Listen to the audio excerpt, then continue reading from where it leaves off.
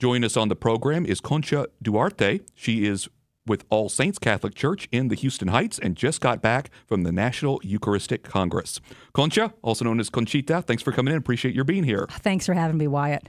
So I want to talk all about your National Eucharistic Congress experience, but let's first start with All Saints Catholic Church in the Heights. You do a lot since you joined the church, I guess, 2 years ago. Tell me how you're involved. Okay. The most important thing I do is I'm an extraordinary minister of the Eucharist. That's, of course, at Mass. But on Wednesdays, we have all-day adoration, and so I'm the coordinator for that. I schedule people and make sure that they show up, send out reminder texts, etc. It's a privilege. Tell me why the Eucharist is so important in Eucharistic adoration. Oh, it's all about Jesus, and Jesus is the Eucharist. We feed on him. The more time we spend with him, the more we can love him and be like him. And I'm guessing that's one of the big reasons, of course, that you attended the National Eucharistic Congress, which was in Indianapolis. It was amazing to see some of the photos of all the people in Lucas Oil Stadium, 50,000 plus Catholics from all across the country. You came with, from All Saints, just a smaller group, right? Just 4? Right. There were 4 from our parish.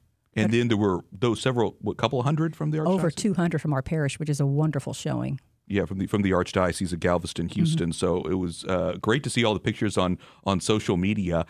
Tell me a little bit about when did you sign up to go, and how did you decide to be among the group?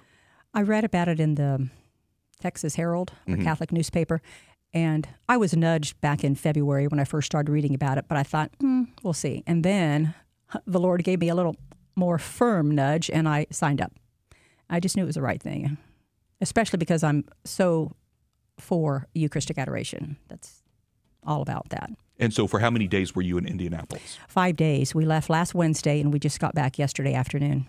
It was a long trip. Yeah. So a lot of prayer, going to Mass? Give me an overview. It was awesome. We'd start in the morning at 8 o'clock with the Rosary, and then we'd pray, and then there'd be a Mass. Beautiful Masses. The liturgies were just incredible.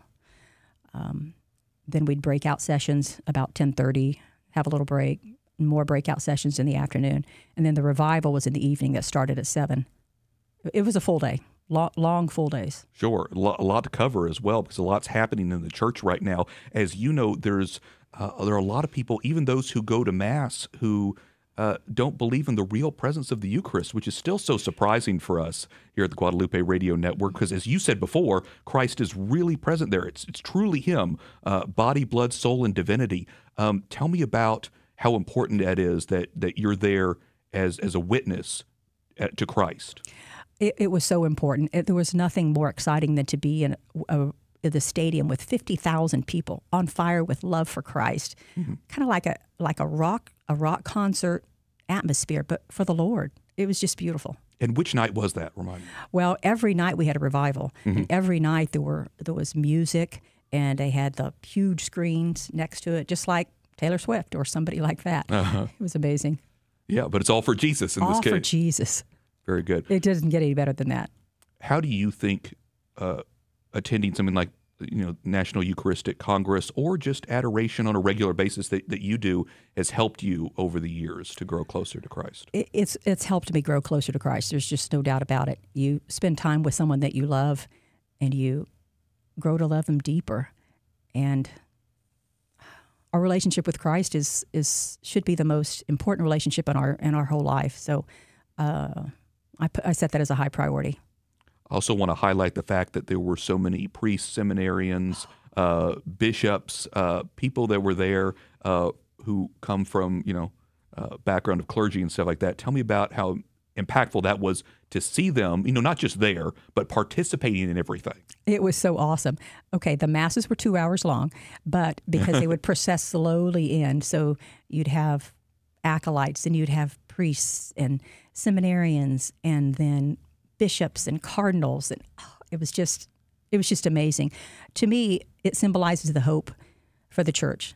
I mean, the seminarians are going to be the ones who will baptize my grandchildren, their grandchildren, and their grandchildren. So it's just hope for the future for the church. So then what stood out as the highlight for you? Gosh, there's so much. Yeah. I think the Eucharistic adoration that we would have in the evenings, because each evening they would process in after the program, after the singing was done, and there'd still be singing during adoration, but we'd all be on our knees in a stadium, and you know how little leg room there is for stadiums and how hard the cement floor is in the stadiums. But we were there on our knees for 45 minutes to an hour adoring the Lord. So those times were it. I can imagine, though, you have to have some patience when you come to this because there's a lot of people. It's a big stadium.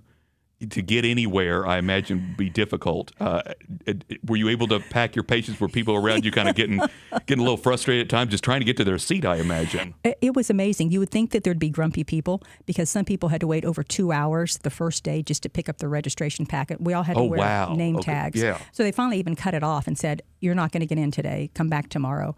But luckily, our diocese was very well organized, and they handed out our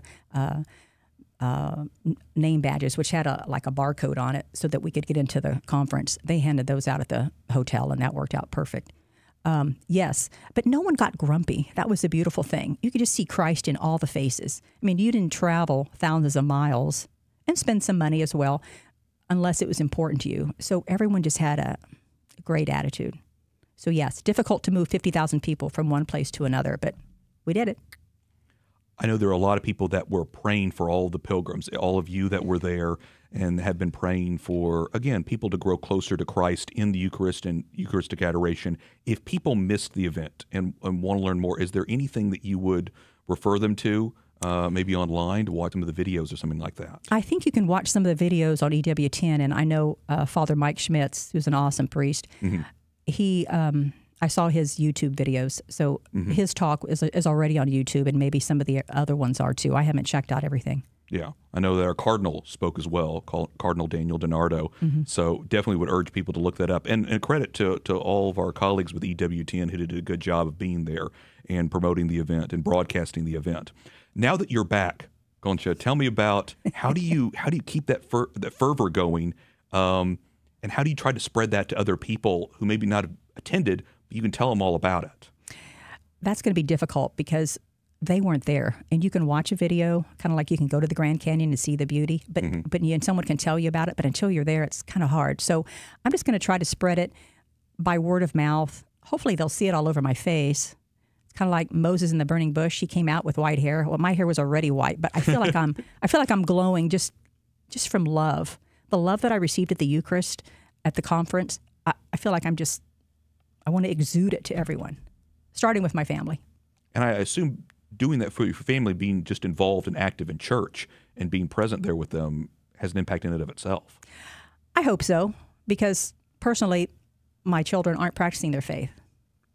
I did a lot of praying for them then, but it's in the Lord's time. I think it's going to happen, not my time. Well, I'm glad you said that because, we're constantly praying for all the family members, people who listen to this radio program and their extended family, people who may have strayed from the church or may just have not been going in a long time, to encourage them to come back. And so I know that you're going to be doing that, encourage them to come back to Mass or other programs that the church does as well, so it can learn more and grow closer to Christ as well. So again, just reiterate to me, the importance of, again, just going to Eucharistic adoration or attending Mass. Again, if they weren't able to go to this particular Congress, how important is that? And even if they can just set aside, 10, 30 minutes a day in prayer.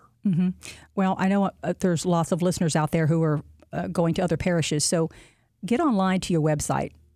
Most parishes have Eucharistic adoration at least once a month, sometimes on First Fridays. But find out when your parish has it. Go. It's the most important thing. If you can't stay an hour, that's okay. Stay 5 minutes. Just go in and say, "Hello, Lord," and then be quiet. Listen to what he has to tell you. Amen. How powerful is that, just to be able to sit in silence with our Lord? Right now, we have that challenge in our society in this day and age. So we appreciate your coming on. Conchita Duarte, All Saints Catholic Church in the Houston Heights. Thanks so much for coming on and telling us about your experience. Thanks for having me, Wyatt.